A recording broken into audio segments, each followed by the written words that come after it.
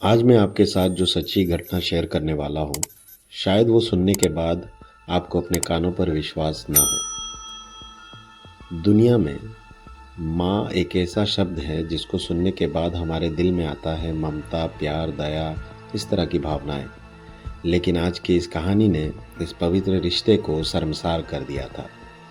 Hello दोस्तों, मेरा नाम अली है और आज मैं आपको जो कहानी बताऊंगा, शायद वो सुनने के बाद आप अपने आसपास के सभी रिश्तों पर शक करना शुरू कर दें।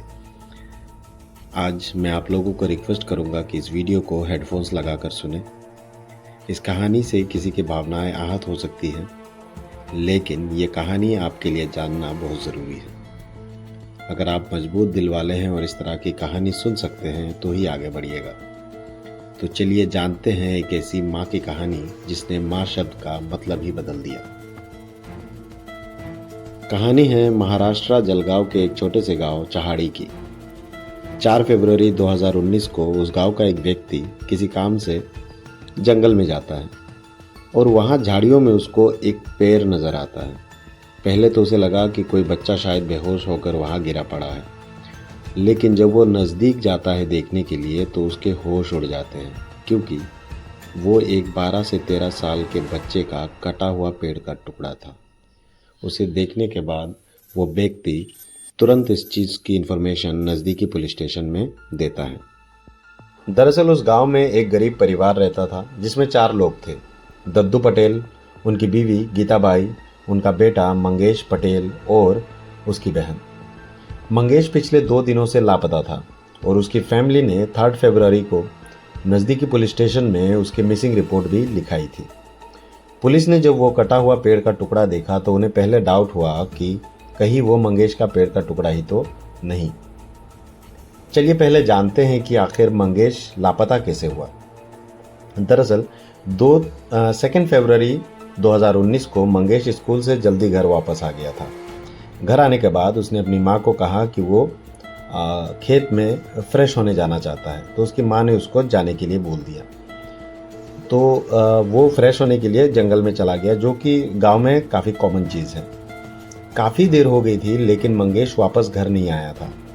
धीरे धीरे देखते देखते रात हो गई लेकिन मंगेश वापस घर नहीं आया। इससे उसकी माँ बहुत ज़्यादा परेशान हो गई, ज़ोर ज़ोर से रोने लगी और इससे ये बात पूरे गांव में पता चल गई। फिर पूरे गांव वालों ने मंगेश को आसपास के जंगलों में, आसपास के खेतों में बहुत ढूंढा, लेकिन वो मिला नहीं।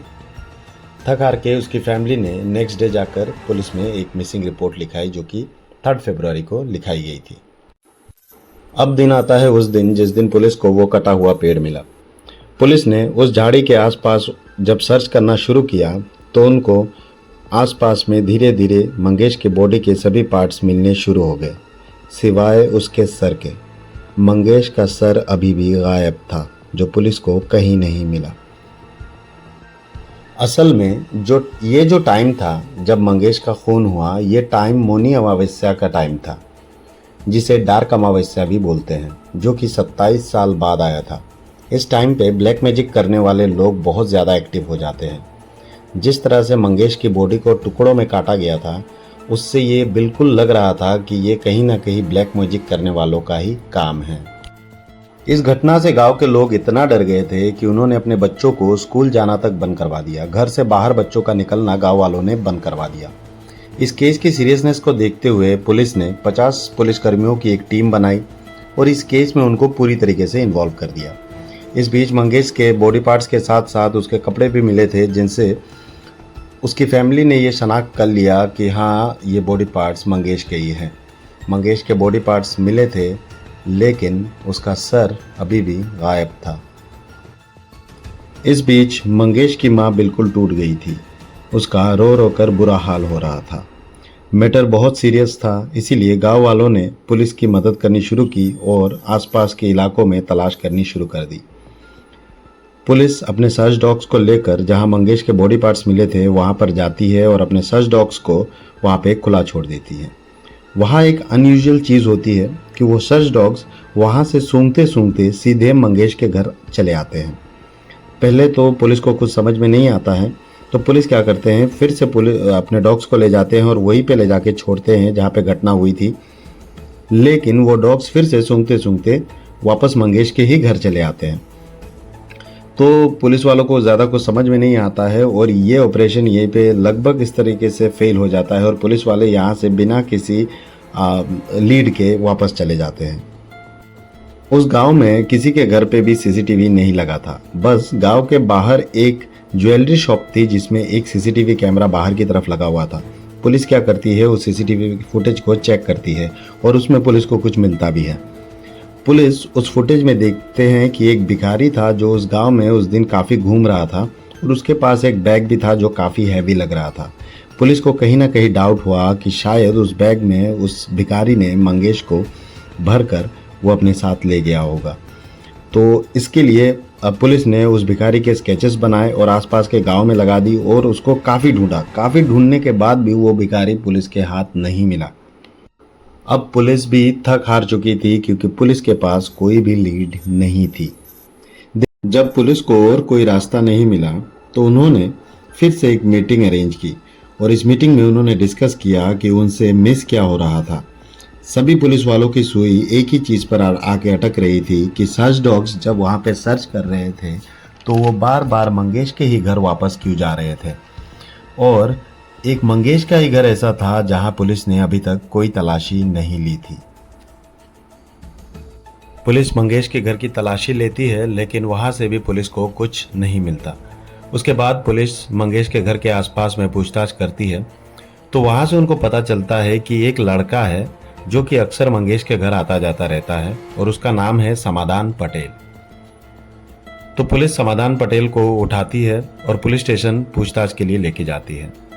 यहाँ भी पुलिस को कुछ नहीं मिलता क्योंकि मंगेश के माता पिता समाधान के सगे मामा और मामी लगते थे, तो उसका उनके घर पे आना जाना काफ़ी आम बात था।